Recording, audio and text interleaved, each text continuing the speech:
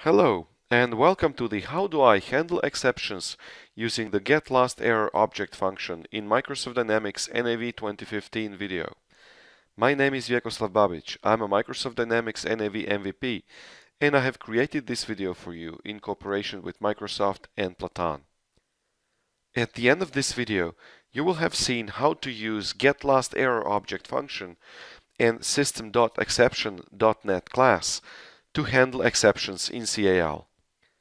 The objective of this video is to define the error handling pattern using the if.codeunit.run construct, to explain the getLastErrorObject function and how it differs from the getLastErrorText function, and finally to explain the System.Exception class and the additional information it provides about errors happening in the application. I'll do this in 3 steps. In the first step, I will write code that generates errors. In the second step, I will write code that intercepts the error.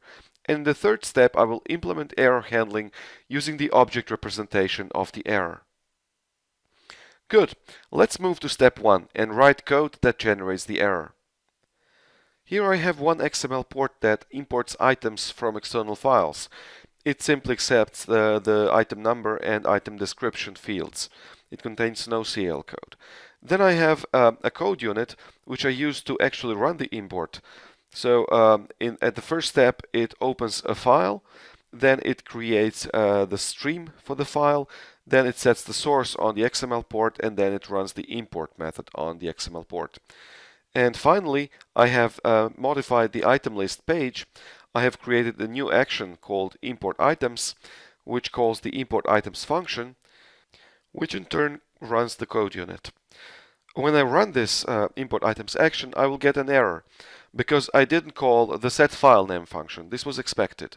So let me change the code and let me call the setFileName function and provide a file name of a file which does not exist. Then I will call the import items action again, and I get a different error.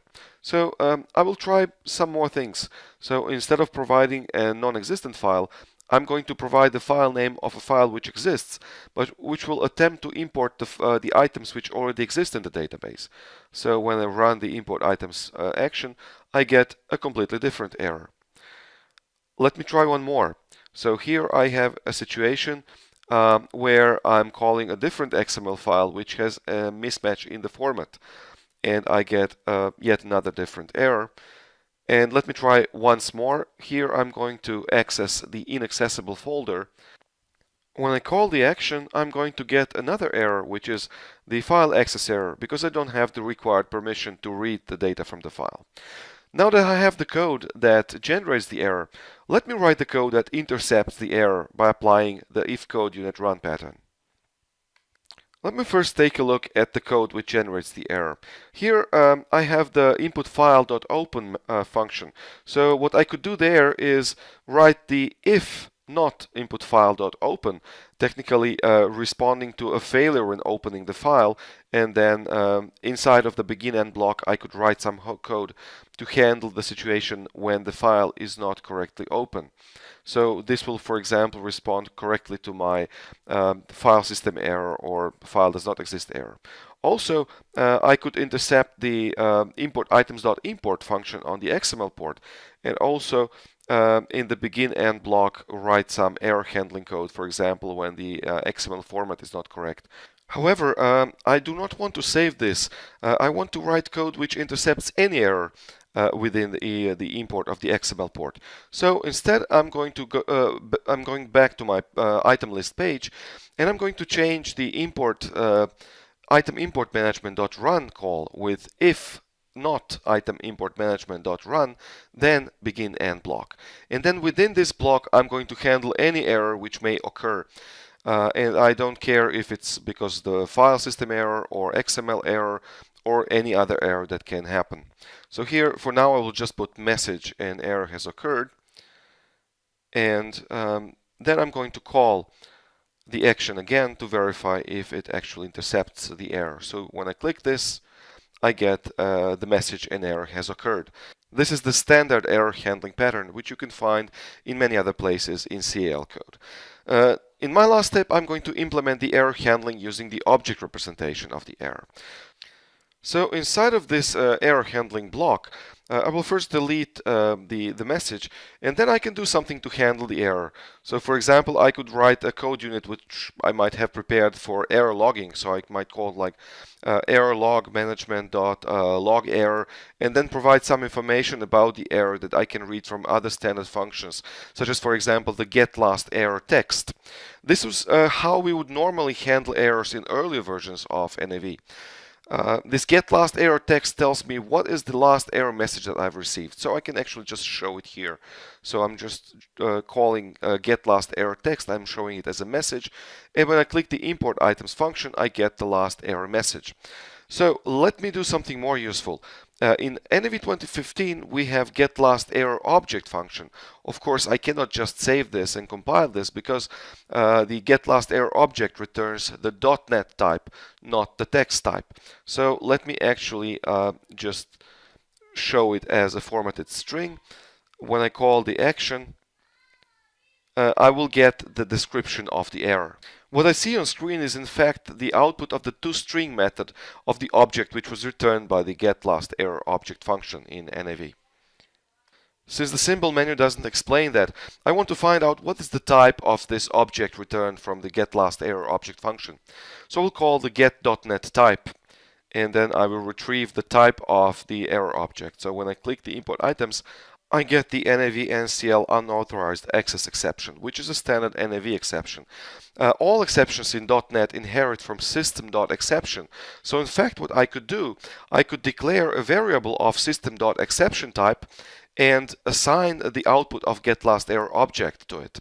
So here I'm declaring variable called exception if it's of .NET type, and here I'm selecting the mscorelib.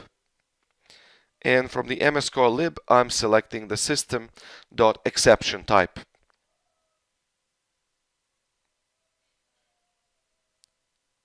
It's here. So when I select the system.exception type, I can write code which stores the output of the GETLASTERROROBJECT into my exception variable. So I'm just going to type exception equals GETLASTERROROBJECT. Then I'm going to change my message that shows information about the exception.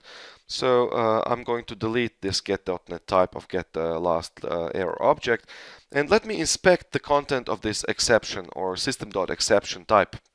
So if I go to symbol menu, I can see that I have several properties, like for example message, source, or stack trace, all of which provide more information than GETLASTERRORTEXT in NAV. I have changed my code to show this additional information from the exception object, and now I'm going to run the import items. So I get the error type, which shows the type of the exception, the error message of the exception, the stack trace, and the source of the exception. So here I'm going to write some actual error handling code depending on the strong type of the exception. So here I'm calling the get type on the exception, and I'm going to equal that to something. So since I know that this is NAV NCL unauthorized access exception, I have to declare the type for that exception. So here I'm declaring unauthorized access exception. This type belongs to Microsoft Dynamics nav.types DLL, which I can find in my service tier folder. So I will first copy that file to my add-ins to make it available. So I'm copying it and pasting to the add-ins folder to make it available in my symbol menu, in my C-side environment. So I'm pasting this DLL, and then when I get back to my declaration of the assembly, I have the Microsoft Dynamics NAV types. Here I will select the Microsoft.dynamics.nav.types.exceptions.NAV NCL unauthorized access exception. So when I select that type and go back to my code, I can actually put this type into the equality comparison. So I'm just selecting unauthorized access exception. Of course, I have to specify the get.NET type to make sure that I'm taking the type of that exception. And here I have a block which actually responds to the specific exception type. This is how we would normally write exception handling in .NET. And now, thanks to the GETLASTERROROBJECT we can do the similar approach also in CAL. So here I'm handling the unauthorized access exception. For now I will just write the message. So the NST has no access to the file specified, please contact the administrator. Let's take a look. I'll further modify my case block and I'm going to show the message with the exception details in the else case, which will happen if the exception wasn't handled elsewhere. So I will now run the import items and I see the exception which is handled using the strong type of exception. Then I will change the file name to the file which exists. I will import the items. This specific case is not handled, so I get the NAV C-side exception type. So let's handle that exception type. So here I'm writing another case, exception.getType, and then equals. Here I will have get.net type of some variable which I need to declare. So let me declare a variable of that type. I'm going to my local variables, declaring C-side exception. It's .net and it's going to be again from the Microsoft.dynamics.nav.types, and this time is going to be Microsoft.dynamics.nav.types.exceptions.nav C-side exception. So it's here. I will copy the name of the variable, and here I will paste the variable name in my get.net type. Then in the begin end block, I will just write the message, and here I'm going to show a different message. A runtime error has occurred in the NAV object. Please contact the developer. Okay, let me now save and run this action. So when I run the action, I see that this error is properly handled using its specific exception type. One very important additional information that the system.exception type contains is the property called inner exception.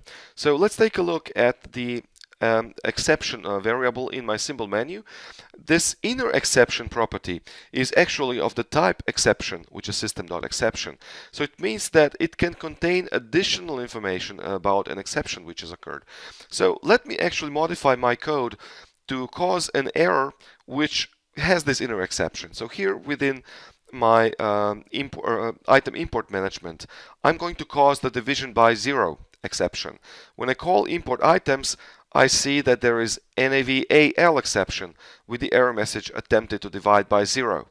In .NET, it is common that exception handler for one exception throws another exception, and then this another exception is stored as an inner exception. So here I will declare the AL exception type, which is the type that I've seen in the error message. I'm selecting the NAV-AL exception as the type for this variable, and here I'm going to write yet another block. In that block, I will handle the AL exception type, and I will inspect its inner exception to find out what is the actual exception type for the exception which was thrown inside the AL language.